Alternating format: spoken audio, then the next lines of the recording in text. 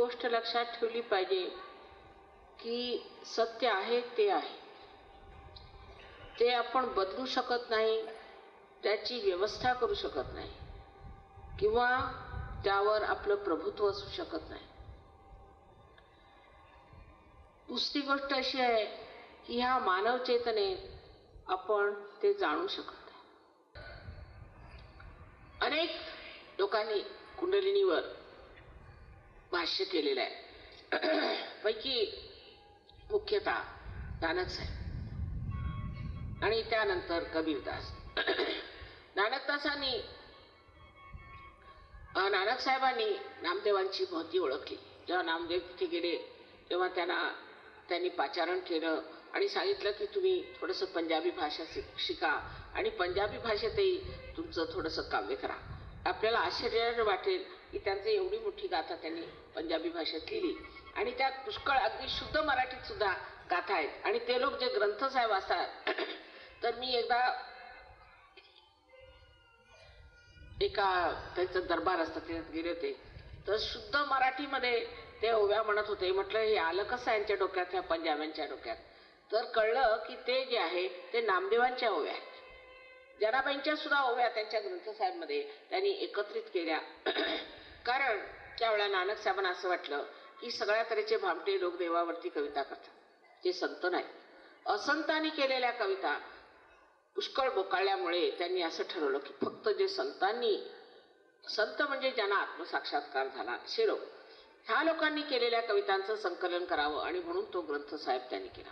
पण तो ग्रंथसाहेब सुद्धा झाल्यावर मग काय त्यांनीच म्हटलं की काय हे रे बन खोजन जाई, कशाला जंगलात जातोस तू? काय रे बन खोजन जाई, सदा निवासी सदा अपेल अलेपा तो हे संग समय. तुझ्यामध्ये समावलेला आहे, तू इकडे तिकडे का भटकायला जातोस?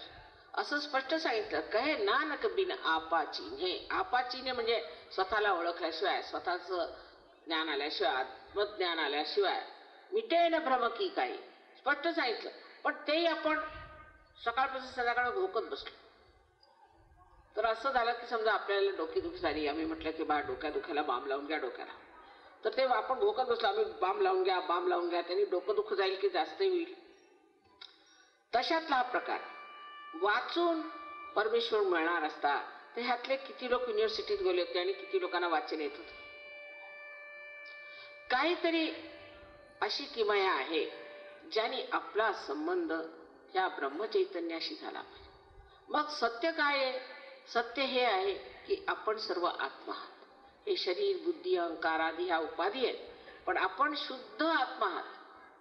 दुसरं सत्य काय आहे की सर्व सृष्टी एक अत्यंत सूक्ष्म आणि अत्यंत पवित्र आणि अत्यंत शक्तिशाली अशा एका शक्तीने व्यापली. ह्या शक्तीला आपण ब्रह्मचैतन्य असं म्हणतो. कोणी काय म्हणतं, कोणी रूह म्हणतं, तर कोणी त्याला all pervading power of God म्हणतं. ही प्रेमशक्ती, ही परमेश्वराची प्रेमशक्ती. आणि त्या शक्तीमुळे जगातील जेवढी आपण रोजची जिवंत कार्य बघतो. आता हे फूल इतकं सुंदर आहे, हे एका बी पासून इतकी सुंदर फुलं पानं आली. ही बघा कितीतरी फुलं आहेत. आपण कधी विचार सुद्धा करत नाही की ही आली कशी बा. ही पृथ्वी दिसायला अशी दिसते आणि बी दिसायला तसं दिसतं. आपण ते पेरलं काय आणि हे झालं काय, आपण विचार सुद्धा करत नाही. हे सर्व कार्य ही सूक्ष्म सृष्टी करत असते. तिला सगळं समजतं. आता एक आंब्याचं झाड एका उंचीपर्यंतच वाढेल, एका फळाचं झाड, एका फुलाचं झाड किंवा कोणचं, त्यांना एकच उंची जी असेल ती, त्याच्यावर ते वाढत नाही. नारळासारखं झाड, गुलाबाचं झुडूप वाढणार नाही. हे सगळं कोण सांभाळतं? आपल्यामध्ये त्या शक्तीचा सुद्धा फार आपण आपल्याला अजाणताच आपण त्याचा उपयोग करत असतो. आणि ती शक्ती तिला वैद्यकीय लोक ऑटोनॉमस नर्वस सिस्टम म्हणजे स्वयंचालित संस्था असं म्हणतात. स्वयं म्हणजे कोण? आता विचारलं त्यांना की अहो तुम्ही स्वयंचालित म्हणता, आता मोटारीला आपण म्हणतो स्वयंचालित. मोटारीत एक ड्रायव्हर असतो ना, मग हा कोण? नुसतं स्वयंचालित म्हणून एक नाव तुम्ही दिलं, पण हा कोण स्वयं आहे? हा स्वयं कोण? तर तुमचा आत्मा. त्यांनी चालवलेली ही शक्ती आहे, म्हणून तिला आपण स्वयंचालित संस्था असं म्हणतो. आणि त्याचा चालवणारा जो आहे तो हा आत्मा आहे. पण हा आत्मा आपल्या हृदयात असतो आणि त्या हृदयातून तो आपल्या सर्व हालचालीवर बघत असतो, लक्ष असतं त्याचं. पण आपल्या चित्तात त्याचा प्रकाश आलेला नसतो, म्हणून आपण अंधकारात होतो. आणि म्हणून काही आपल्यामध्ये जे दुर्गुण आहेत, दोष आहेत, ते त्या अंधारामुळे येतात, त्या अज्ञानामुळे येतात. समजा जर इथे अगदी पूर्णपणे अंधार असता तर आपल्याला कळत नसतं की एक दुसरे कुठे बसलेत काय, आपण चेंगरत दुसऱ्यांना इकडून तिकडे गेलो असतो आणि लक्षात नसतं आलं की आपण काय चुका केल्या. तेव्हा अध्यात्म म्हणजे आत्म्याला प्राप्त करणं आणि परमेश्वराच्या साम्राज्यात वावरणं हे खरा अध्यात्म आहे. अध्यात्म म्हणजे पारायण करणं, लोकांपासून पैसे उकळणं आणि खोट्या तऱ्हेने लोकांना दांभिकपणाने काहीतरी सांगणं, ह्याला अध्यात्म म्हणत नाही. अध्यात्माचा अधिकार फक्त संतांना आहे. तेव्हा आपण लक्षात घेतलं पाहिजे की अध्यात्म म्हणजे परमेश्वराच्या साम्राज्यात उतरून मनसोक्त आनंदात पोहणे, ह्याला आपण अध्यात्म म्हणूया. जे आनंदाच्या सागरी, आनंदाच्या डोही जे म्हटलेलं आहे तो खरा अध्यात्म आहे. आणि त्या अध्यात्मामध्ये फक्त त्याची जाणीव, त्याचा आनंद आणि त्यात रममाण होणे हे आहे.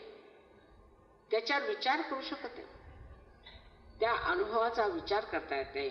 आणि अनेक तरतरेने जरी ज्ञानेश्वरांनी एवढी मेहनत करून समजावलं तरी की हा अमृतानुभव आहे, तरी सुद्धा तो अनुभव आल्याशिवाय, ती चव मिळाल्याशिवाय त्याबद्दल सांगणं म्हणजे कठीण आहे.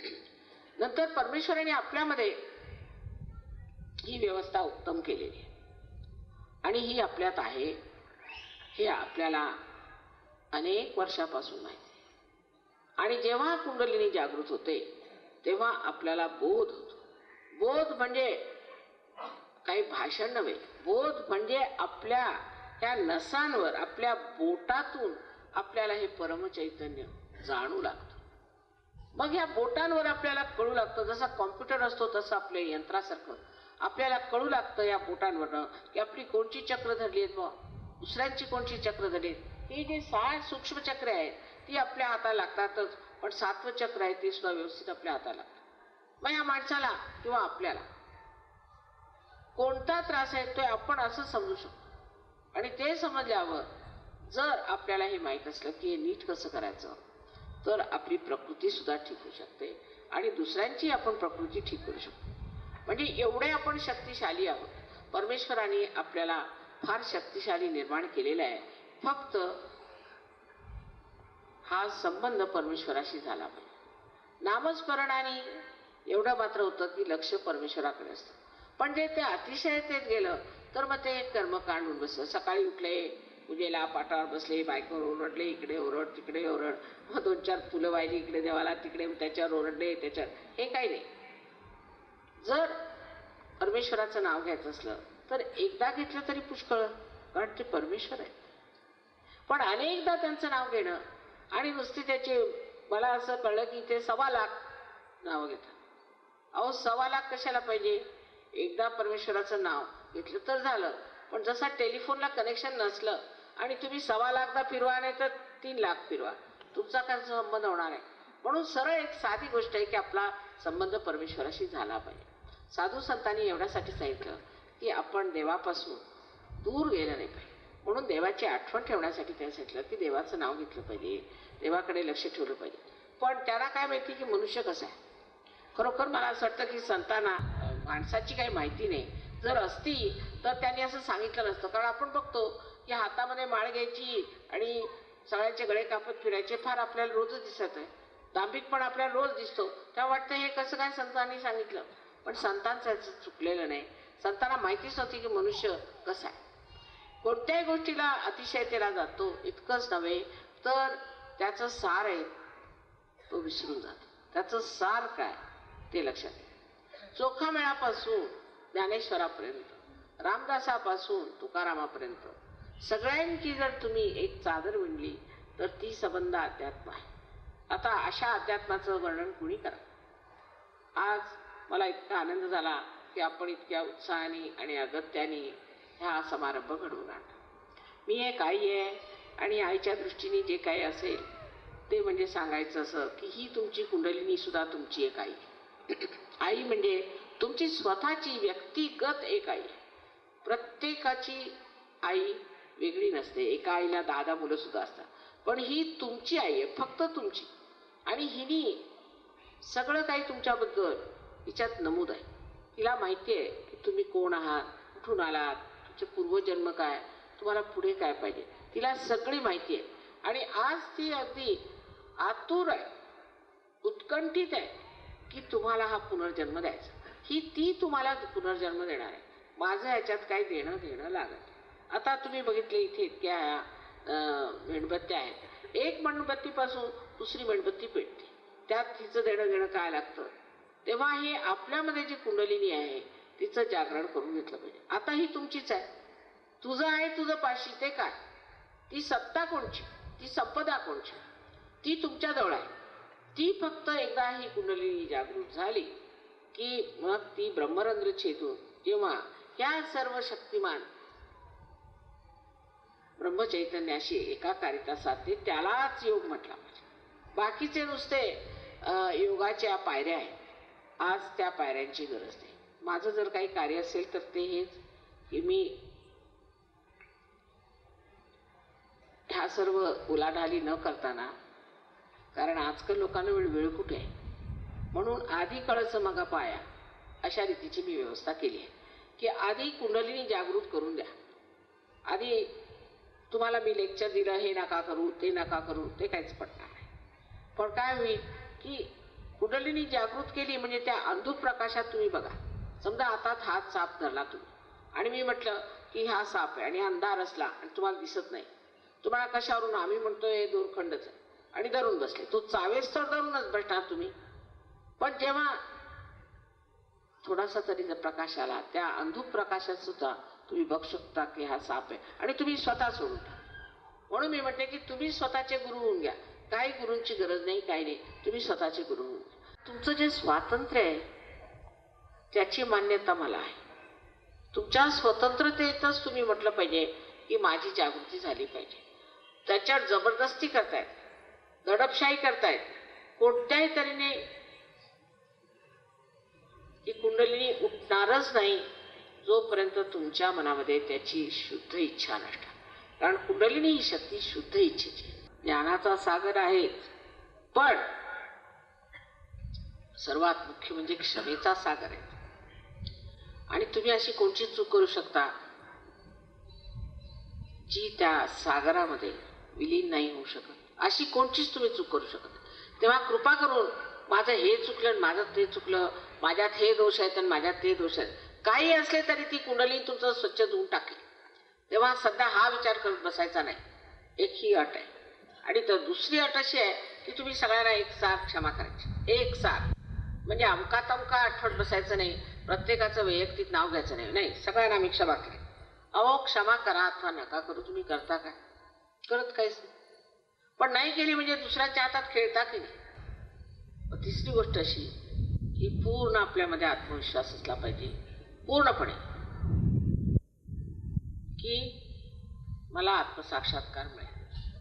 हा आत्मविश्वास ठेवा. मला तर आहेच पूर्ण विश्वास, पण आपल्यालाही आपल्याबद्दल विश्वास असला पाहिजे. ही फार जरुरी गोष्ट आहे. तर आपल्याला आपल्याबद्दल विश्वास नाही, असं कसं होऊ शकतं, आमचं असं आहे, हे ते काही नाही. ही विशेष वेळ आहे आणि ही वेळ अशी आहे की या वेळेला जर तुम्ही जागृत झाला नाही तर तुम्ही समजणार नाही. झालं गेलं विसरून जा, काही कठीण नाही. रामदास स्वामींना एकदा विचारलं की कुंडली जागृतीला किती वेळ लागतो. त्यांनी सांगितलं तत्क्षण. घेणारा पाहिजे आणि देणारा पाहिजे. बरं, आता आपण सगळेजण डोळे मिटा आणि दोन्ही हात माझ्याकडे करा. असे नुसते हात थोडे वर करून.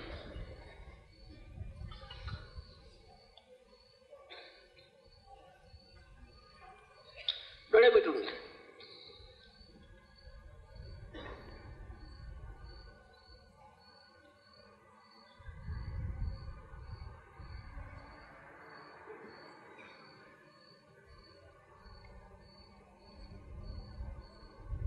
आता डोळे उघडा हळूहळू.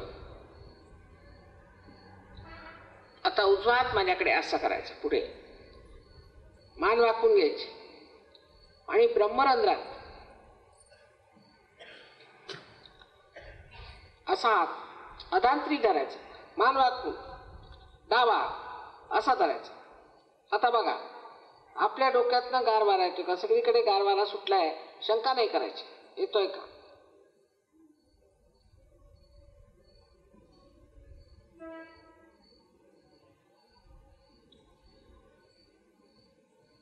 आता डावा हात माझ्याकडे करा. परत मान खाली वाकायची. परत उजव्या हाताने अधांतरी धरून कुणाकुणाला दूर, कुणाला जवळ, कुणाला थंड, कुणाला गरम, असं डोक्यातनं काहीतरी वाऱ्यासारखी लहरी अशा येते. फार थंड नाही.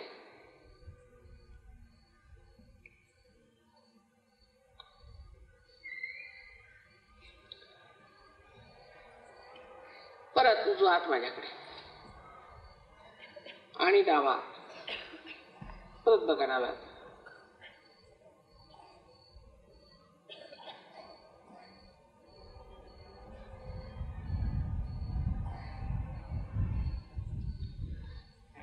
आता दोन्ही हात आकाशाकडे करायचे, शंका करायची नाही. बघा, आणि मागे अशी मान करायची आणि प्रश्न करायचा की श्री माताजी हे परमचैतन्य आहे का? असा प्रश्न 3दा विचारा. श्री माताजी हे ब्रह्मचैतन्य आहे का? हा प्रश्न कोणताही 3दा विचारा. श्री माताजी ही परमेश्वराची प्रेमशक्ती आहे का? प्रश्न विचारा 3दा. आता हात खाली घ्या. बघा किती वारा सुटला. इकडे इथूनच वारा येतोय तिकडे. ज्या लोकांच्या हातामध्ये किंवा डोक्यातून थंड किंवा गरम अशा लहरी आल्या असतील, अशा सर्वांनी दोन्ही हात वर करायचे.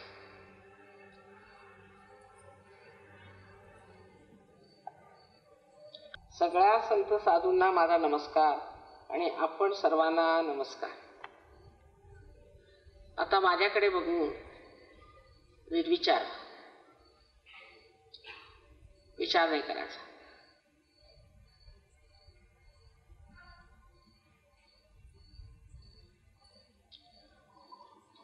ही निर्विचार समाधी.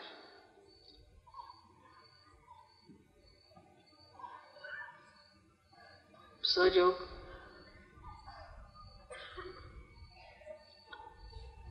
जर तुम्ही आपल्यात लक्षपूर्वक जमून घेतला तर दुसरी स्थिती, ज्याला आम्ही निर्विकल्प म्हणतो, फार लवकर प्राप्त होते. ती झाली पाहिजे. ती आपली शक्ती ती मिळवली पाहिजे. आणि त्यासाठी जो काही सामूहिक कार्यक्रम होईल तो घ्यावा आणि आपल्यामध्ये उतरून घ्यावा अशी विनंती.